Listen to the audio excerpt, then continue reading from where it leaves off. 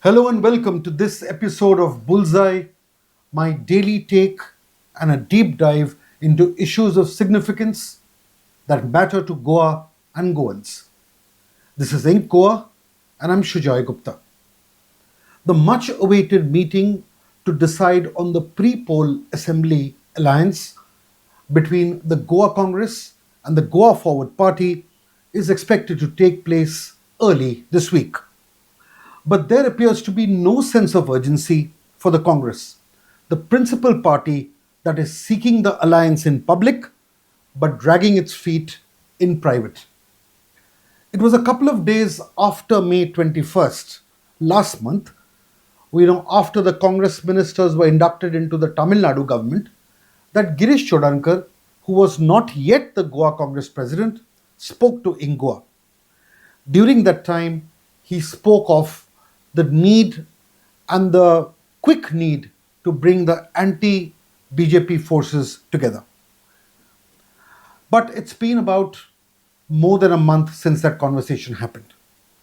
Far from a single sitting with Vijay Sardesai, the Congress has actually imploded within itself. Girish Chodankar's appointment on May 30th led to a massive fracas within the party itself, derailing the alliance talks with Goa Forward Party by a large extent. Post May 30th, it almost seemed as if the Congress party was literally ripped into two. One camp was clearly with the dismissed Congress president, ex-Congress president now, Amit Patkar, and the other camp with Girish Chodankar. Girish also had many loyalists who were in the wilderness for the time that Girish was not there, again coming back and getting back into the frame after being in the forests and in the wilderness for a couple of years. Now, this is what is very, very interesting. Camps are very clear. Like Amarnath Panjekar, a Girish loyalist, now the chief spokesman for the party. Mahesh Mambre, again a prominent spokesperson appointed by the new Girish 2.0 or 3.0. Now, Mahesh Mambre is widely recognized for his background as an RSS ideologue. That is very clear. His vocal admiration for V.D. Savarkar is known. His public support for Savarkar's ideology and roots in the RSS have already drawn significant attention. Now, especially since the Indian National Congress, a party that Mambre belongs to now and is a spokesman of its Goa unit, absolutely opposes these right-wing ideologies. Rahul Gandhi himself is very vocal against Savarkar's ideology. But yet again, he is a spokesperson in the Girish Chodankar team.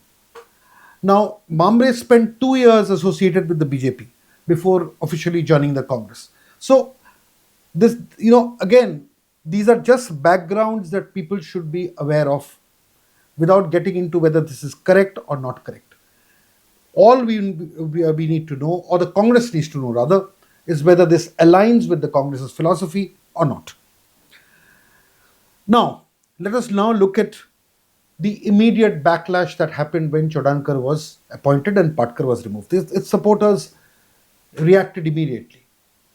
Angry women confronted the South Goa MP, Captain Viriato Fernandez, in Benali and clearly told him and asked him and demanded whether he knew or did not know about this change. Soon, two firebrand leaders, one, of course, Manisha Osgaonkar, General Secretary of the party earlier, and Shabila Siddiqui, head of the social wing of the party, both resigned from their positions.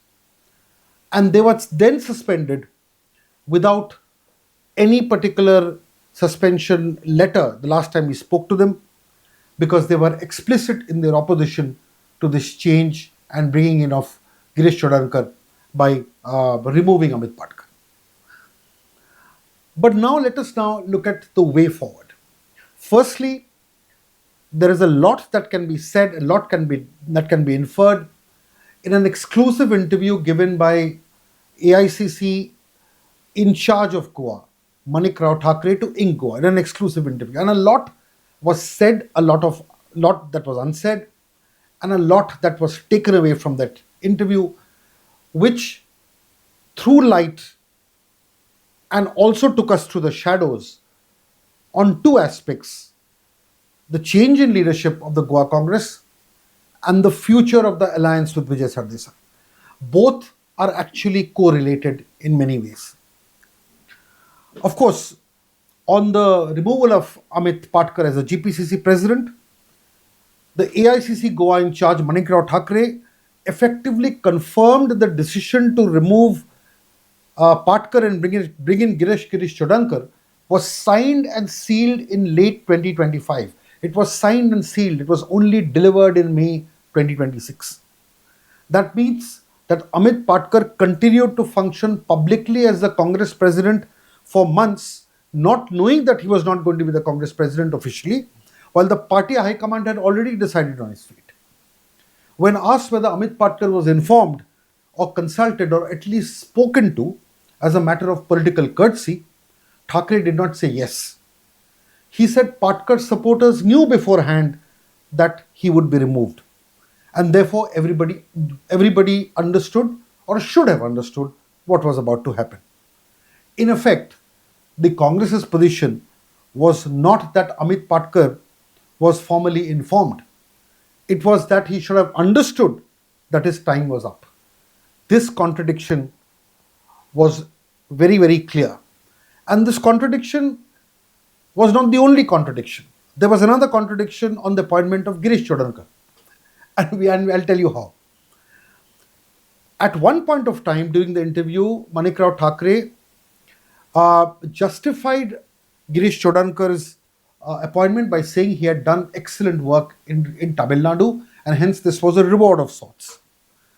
But while explaining the timeline, he had already said that Girish Chodankar's appointment was done in late 2025, which was almost 5 to 6 months before the Tamil Nadu elections. So the question is obvious, that if Girish Chodankar was rewarded for the Tamil Nadu elections, how was that reward given to him in December 2025 before the elections were already held? So obviously, the Congress is at pains to completely justify Girish Chodankar's appointment. But however, it is well within its right to do so. If it feels that Girish Chodankar can do a better job, revive the party and take the party into the elections in 2027, it is well within its rights.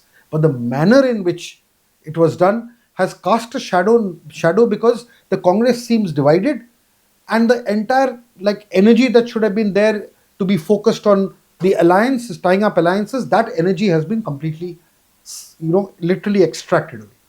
And that is the reason why I'm putting this into context.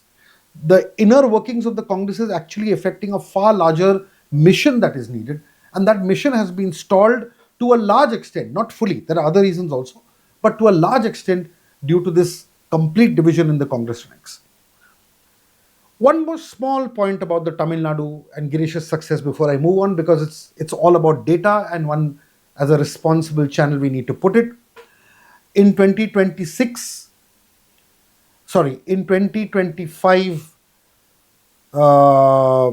in the last elections in Tamil Nadu, the Congress contested 25 seats and won 18 in 2021. Okay. In 2026, the Congress contested 28 and won only 5. So it won 18 in 2021, it won only 5 in 2026. So much for an excellent performance, barring the fact that the Congress is in the cabinet now. It was not in the cabinet earlier. Anyway, we move on. Later on, Manikrao Thakre honestly admitted that the Congress was devoid of senior leadership, and there were very few leaders left in Goa. Again, that is a doubtful assessment because there are still leaders. However, the senior leadership feels that apart from Girish, there is nobody else to take the party forward. Fair enough.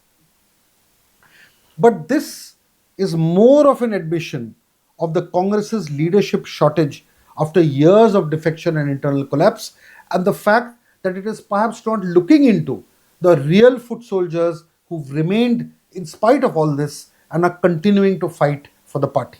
And I think that is important, that the Congress is probably not looking hard enough.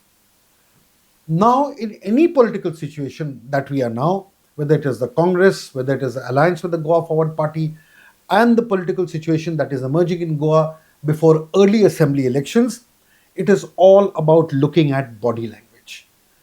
Politics is played in many languages, it is spoken in many languages. There are different words are spoken, different sentences are spoken, different speeches are given, but there is only one language which is stronger than any of this language, and that is body language. Now, this body language was very clearly visible on the 18th of June, on the Revolution Day, when an unrelated incident where the activists, the revolutionaries from Karapur who were coming to Azad Maidan to protest against what they felt was a continuous ignoring of their demands against the House of Abhinandan Lodha project, which is affecting the village beyond measure. These people have been fighting for the withdrawal of the projects, restoration of their access rights, and so on and so forth. Now, when they were picked up from near Azad Maidan and brought to the Old Goa police station, everybody converged there. The entire opposition, different fragments, different faction, both the factions of the Congress, the AAP, the Goa Forward Party of Vijay Sardesai's, all these parties came.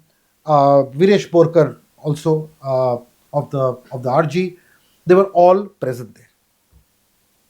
But the split wide open in the Congress was clearly evident, because it is important to understand this body language, and the visuals will tell you this. Amit Patkar and his supporters positioned themselves just outside the main entrance of the police station. While the current hot couple in the news, Yuri Alemao and Girish Chodankar, they guarded the entrance to the PI's room. They sat there. This is just a tongue-in-cheek comment. They were literally outside the PI's room with their supporters. Social activists and the Karapur revolutionaries, they milled around the station, a police station area, all in groups in different positions. The AAP too was in one corner, then they spoke, they gave a bite, and all of that. But when Vijay Sardesai, the Goa Forward president, arrived, the energy shifted and intensified as he entered the room of the PI. But even as all the opposition leaders sat in front of the PI in his office, it was clear that they were not a group of united politicians. They were all there. They were, of course, in support of a cause. But there was no unity, because you could make out from the body language.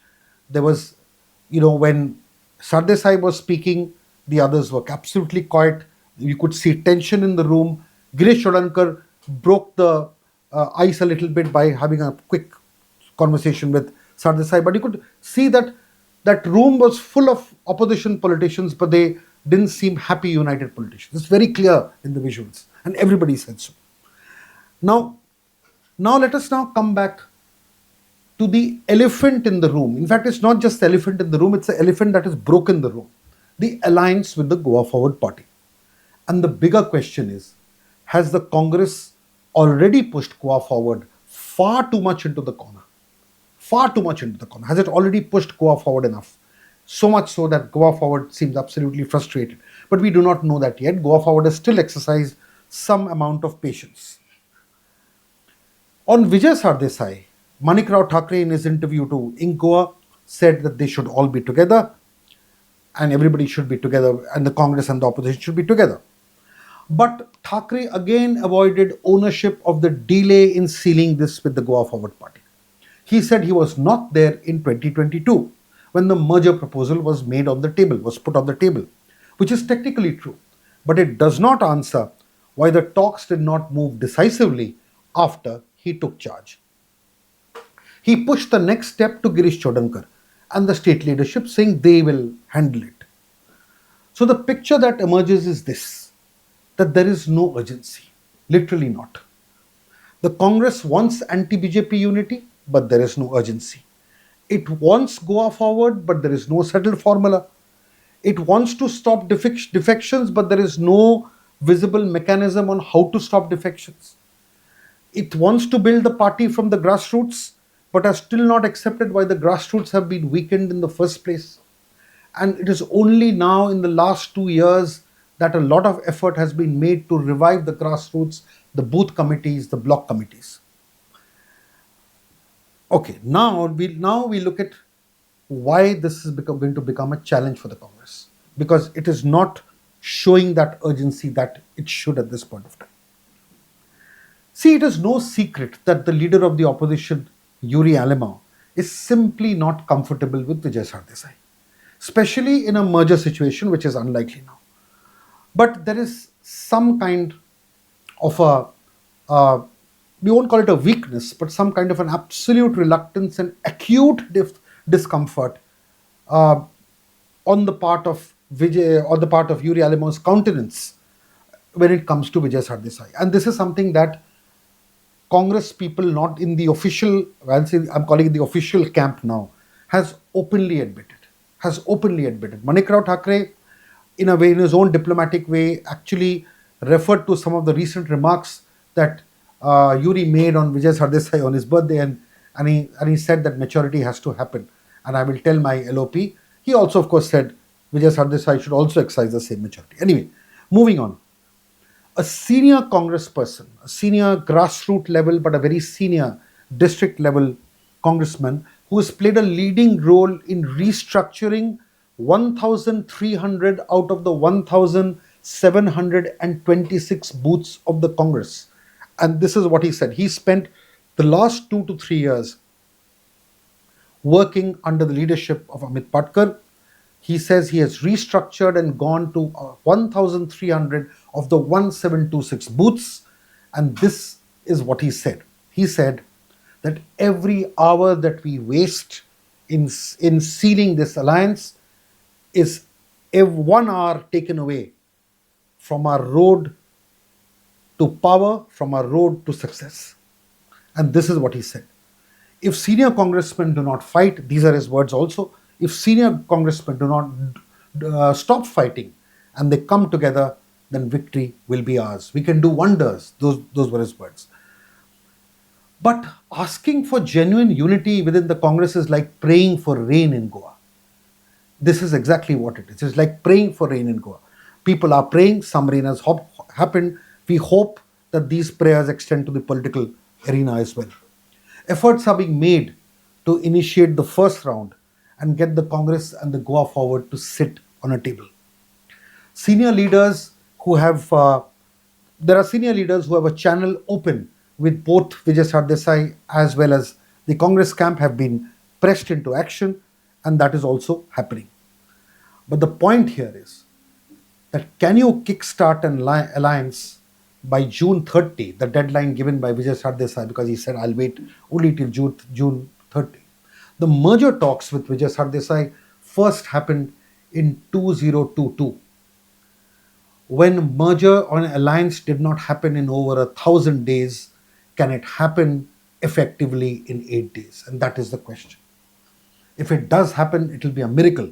But we cannot stop hoping. People of Goa cannot stop hoping. Because even, and the worst part is, even at this stage in the last phase, the differences between Yuri Alemao and the sharp rhetoric has only intensified. The flashpoint came after Yuri belatedly wished Vijay on his birthday and made it clear that the opposition needed to stay together. In a birthday message, this wasn't quite necessary. The remark quickly escalated because Yuri Alemao had also used the word Judas against Vijay Sardesai earlier.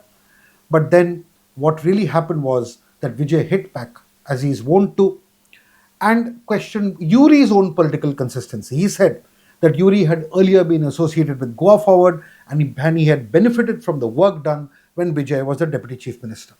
He also said Yuri is relatively new to politics and he changed political platforms before he settled in the Congress. So what is the overall conclusion here? The overall conclusion here is that the Congress is not willing to give Goa Forward too much, it seems, but it's also been hit by deep divisions in its ranks. Girish Chodankar is trying to mend as much as he can by reaching out to the section of his workers, but he also knows that the alliance with Vijay Sardesai is important because if it does not happen, then Sardesai can get enough votes across constituencies to damage the Congress in such a way that the Congress will not get power. Can hard-working women leaders, including minority behind-the-scenes soldiers like Manisha Usgaonkar and Shamila Siddiqui, who've been suspended, be taken back and brought back to work for the party? They are already working for the party, but brought back to work in the United Congress Party. Let's put it that way. Can both sides work together? Both sides meaning both the Congress sides and the Congress and the Goa Forward. Can both sides in both circumstances work together? Or is the trust deficit too much in both the situations? Will Vijay Sardesai agree to any deal in which he gets less than 10 seats? Though he's still waiting and perhaps hopeful. But he's hopeful of not being let down perhaps for the fourth time. And then will the Congress be realistic about the political situation? Then, watching from the sidelines with more than a passing interest is BJP, a master at playing with divisions, playing at divisions and injecting confusion. Damu Naik's smug reply to a clearly planted question from a journalist recently whether a BJP alliance would take place with the Goa Forward Party, Damu Naik said High Command would decide. This is completely a part of the dirty tricks toolkit that is applied, and this is the first of many such happenings that can take place. But the biggest loser will be the Goan voter who wants change, and he wants a resetting of the political landscape. If opportunities to do so are nullified at the altar of ego and unease by the principal opposition party, the Goan voter will never forgive it. Thank you. Thank you very much. Keep supporting Goa.